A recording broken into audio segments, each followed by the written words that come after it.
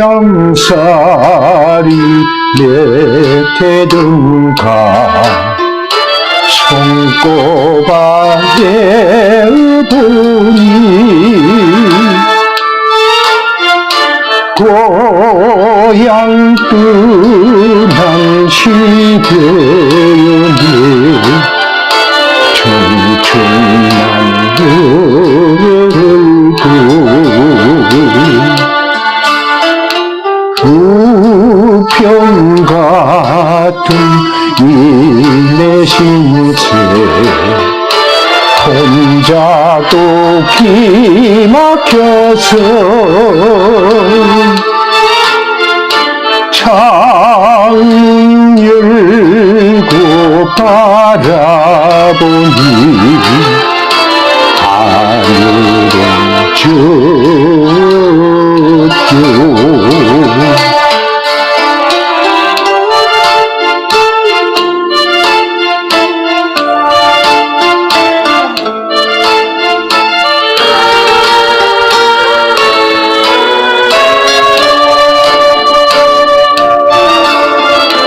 고향 앞에 포도나무 올봄도 푸르련만 호들기를 꺾어부은 겉에는 옛날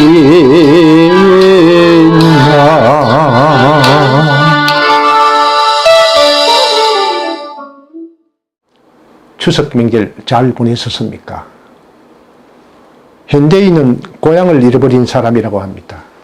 사실 많이들 고향을 떠나가지고 도시 문명에 젖어 있다 보니까 고향 생각을 잊고 살 때도 많이 있습니다. 오늘은 타향살이에 대해서 좀 알아보도록 하겠습니다. 1934년에 나온 타향살이는 김능인 작사, 손목인 작곡, 고복수 노래입니다. 원제목은 타향입니다. 우선 이 노래가 나온 1934년을 전후한 상황을 보면은 일제 식민지 지하에 있다는 겁니다. 특히 1910년에 한일 합방을 했기 때문에 벌써 24년이나 흘렀으니까 식민지 경험이 상당히 초반하고 다르게 아주 우리 한국 사람들이 많이 힘든 상황이 계속 짙어지고 있는 그런 순간이었다고 봐야 됩니다.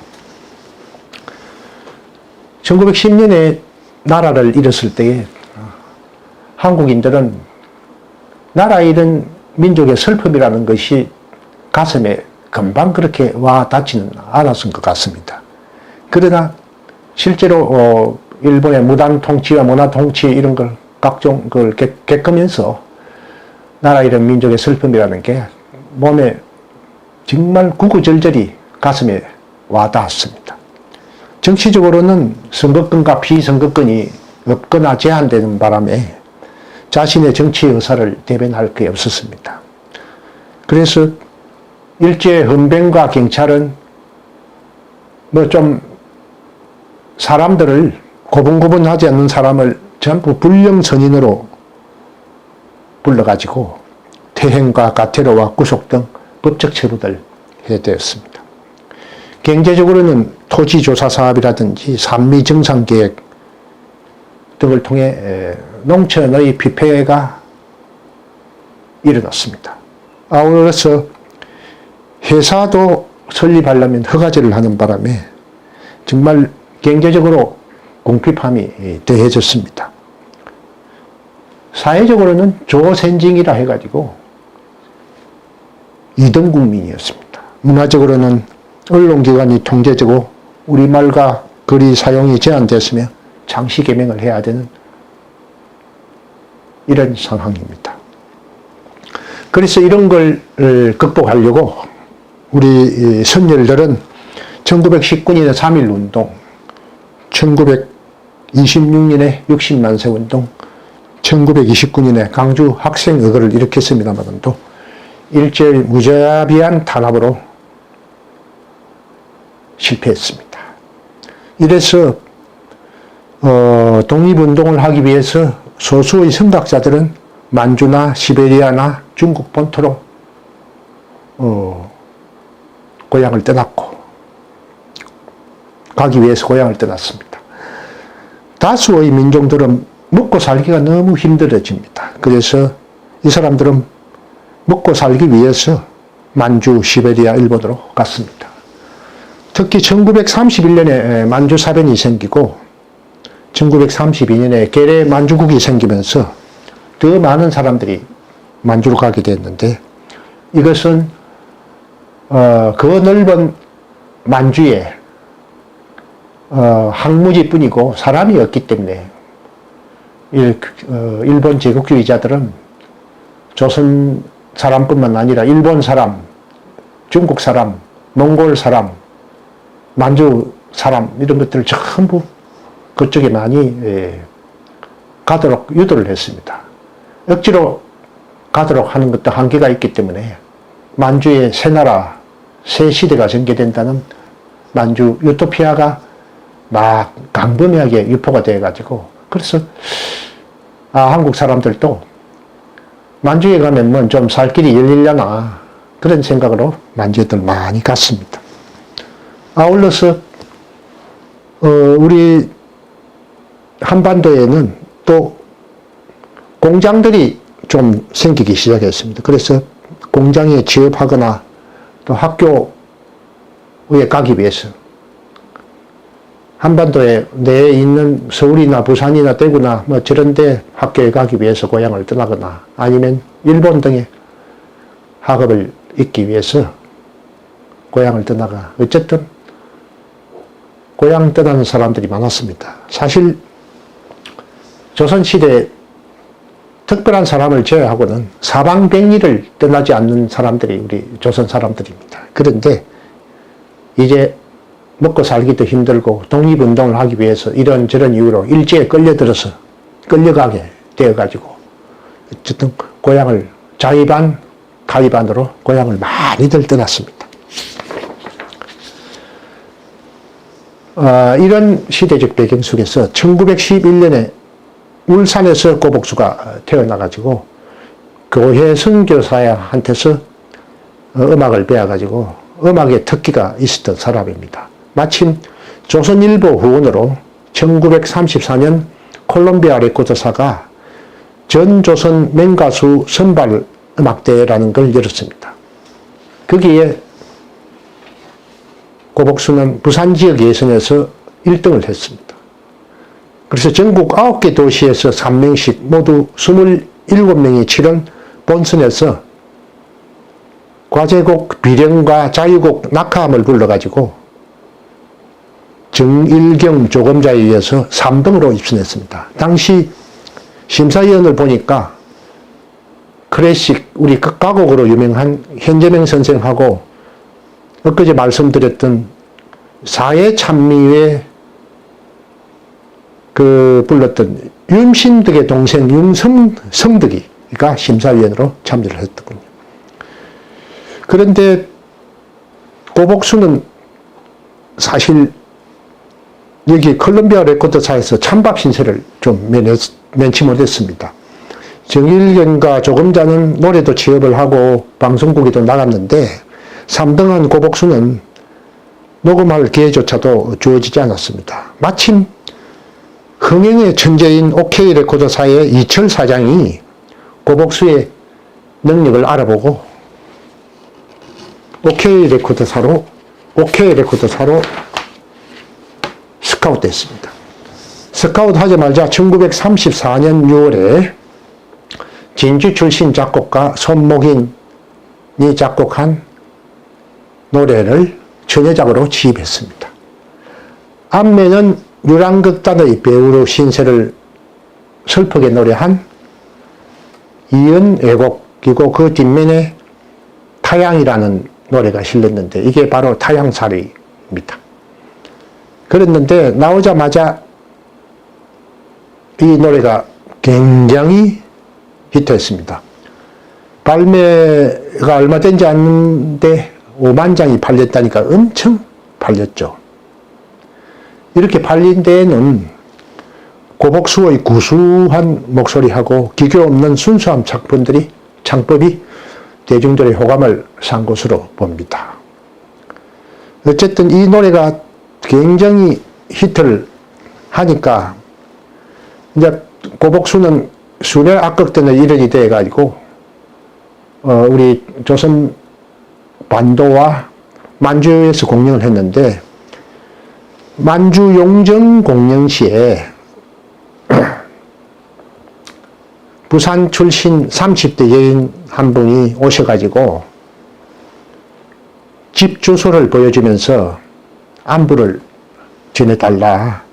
10년 전에 이게 용정으로 만주로 왔는데 남편은 죽고 고향 갈 차비도 없다 하면서 주소를 주길래 부탁을 했습니다. 그런데 그 다음날 이분은 자살을 한 모양입니다. 어쨌든 이 정도로 이 노래를 부르면 전부 눈물 흘리면서 따라 부르고 또 이런 식으로 참 안타까운 일도 생겼답니다.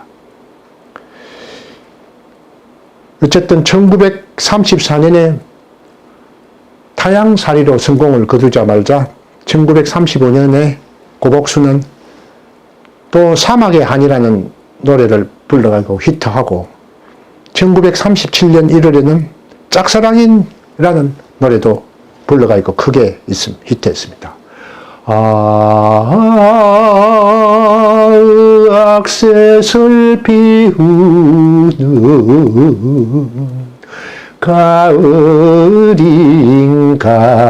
가을인가요? 이렇게 시작하는 이 노래.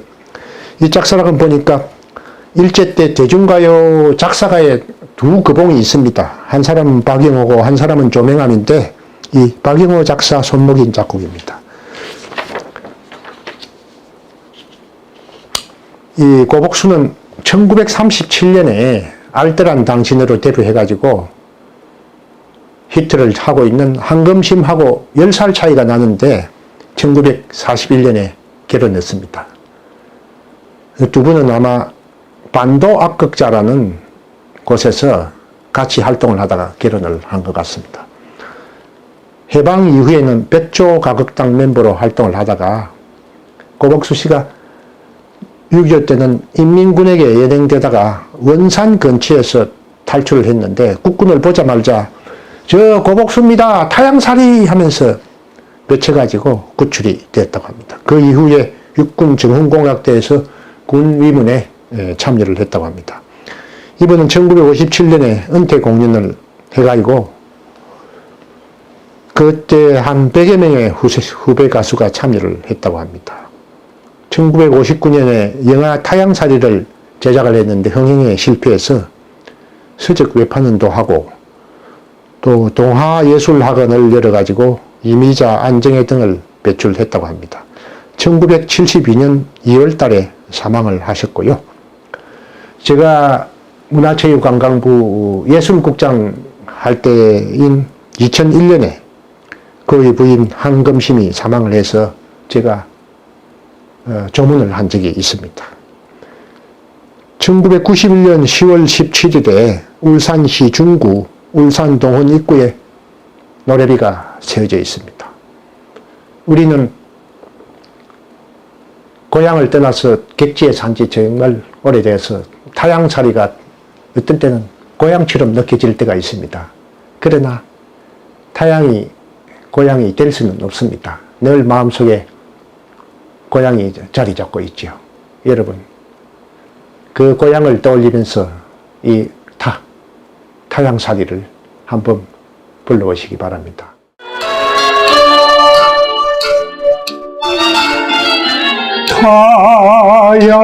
타양살이 내태든가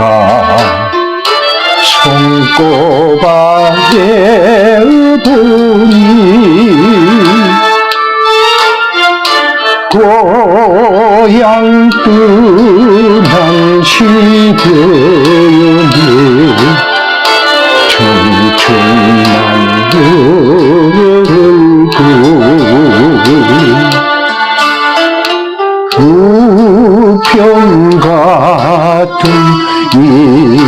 계신 채 혼자도 기막혀서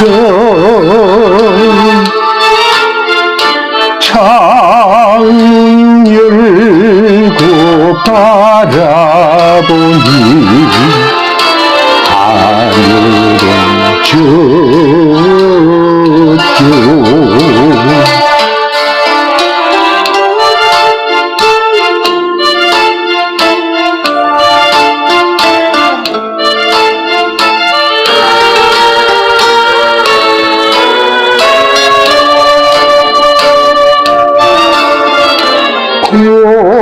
고향 앞에 포도나무 벌봄도 푸르렸나